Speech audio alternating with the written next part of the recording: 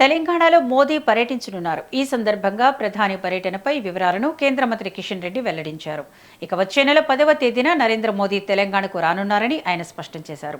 మూడోసారి ప్రధాని అయిన తర్వాత మొదటిసారి హైదరాబాద్ పర్యటనగా ఇది ఉండనుందని తెలిపారు. అభివృద్ధి కార్యక్రమాలకు శంకుస్థాపనతో పాటు పలు ప్రాజెక్టులను జాతికి అంకితం చేయనున్నారని చెప్పారు. అదే రోజు సాయంత్రం 4 గంటలకు పెరేడ్ గ్రౌండ్స్ లో జరిగే బహిరంగ సభలో ప్రధాని పాల్గొననున్నట్లు వెల్లడించారు.